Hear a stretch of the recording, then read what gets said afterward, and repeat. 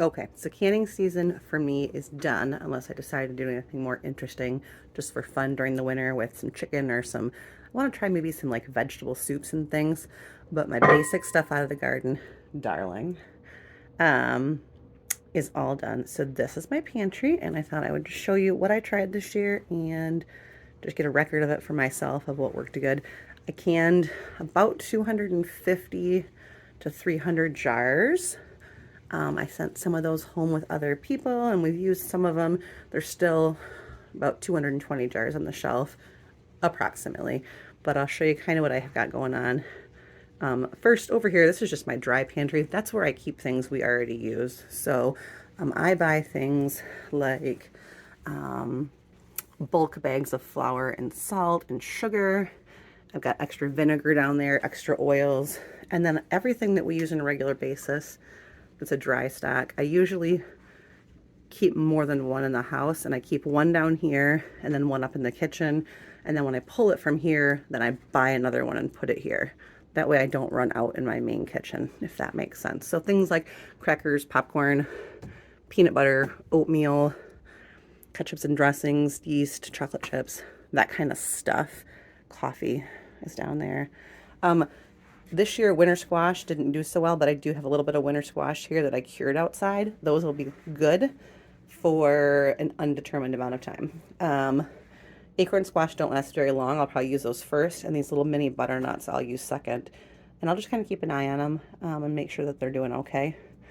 And then over here on this shelf, in the back corner, I have all my canning supplies. So every time I go to the store, I buy an extra box of rings and not rings, of lids. And I did not go buy all those at once. Like a crazy person. Do not go buy a bunch of them. But there was a shortage, and so I just bought one or two every time I went to the store to get myself ahead. I've got spices and stuff in this back corner, citrus. And then on this top shelf right here are all my spaghetti sauces. Last year I made like a pasta sauce and then another pizza sauce and then a chili sauce. This year I'm doing all just this one pasta sauce, and then I will doctor it different if I want to use it for pizzas or if I want to use it for chili. But this is the one we use for spaghetti or any kind of red pasta sauce. Here's my garlic.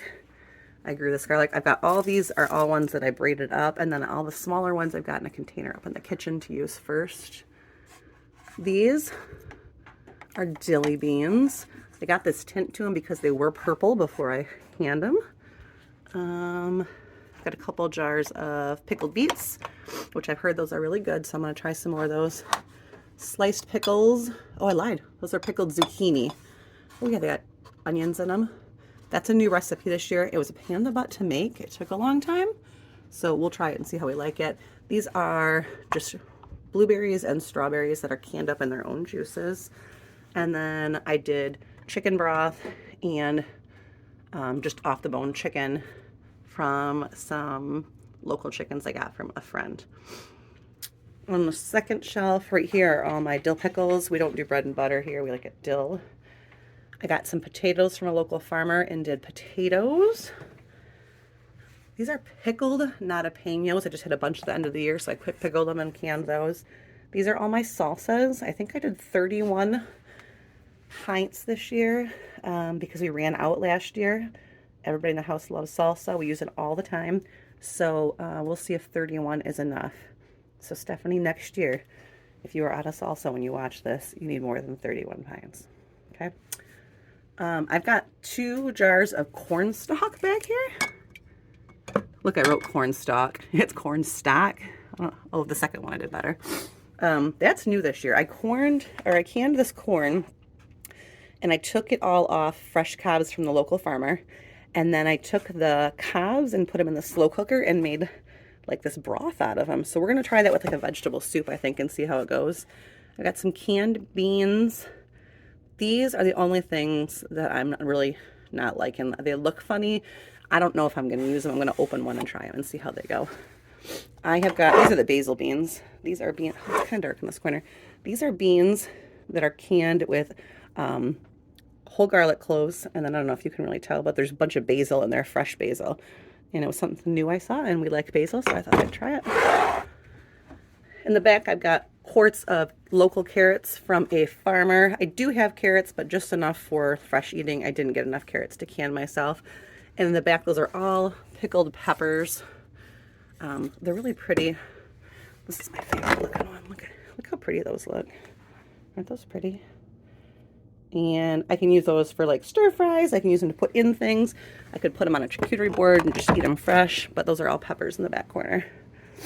All right, down here, third row is, these are all those pears that we did.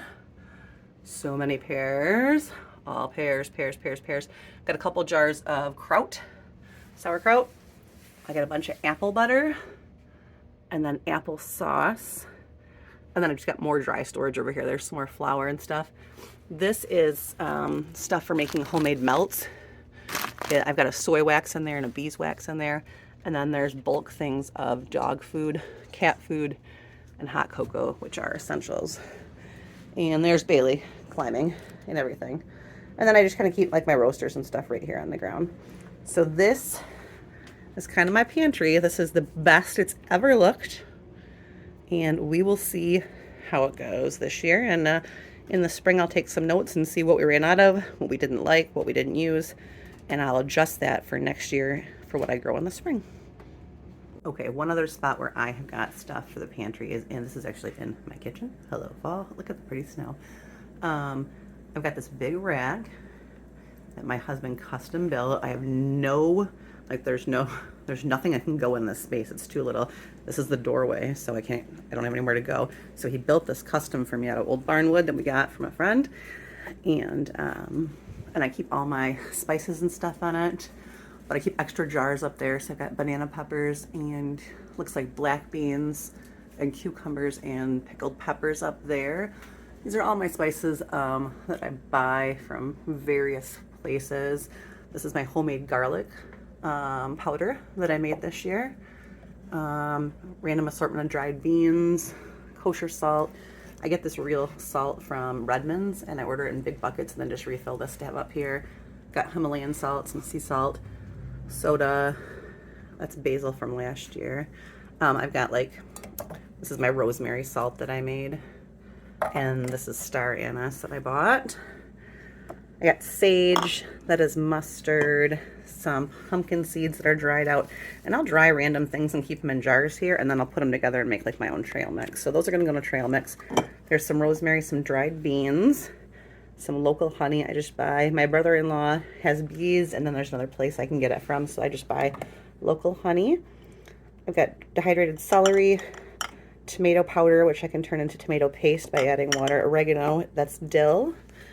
And then that's paprika that I bought online. Same thing with this mustard, I bought it online. These are calendula flowers, which are edible, so you can use them. They're anti-inflammatory.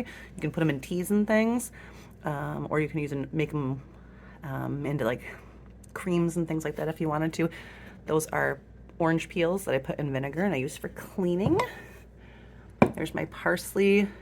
There's some dehydrated zucchini, some dehydrated strawberries. And then down here, there's that calendula oil. So this is oil that I put into flowers and extracted all the oil. And then this is lemon balm oil. So that's kind of what I got going on here in the kitchen.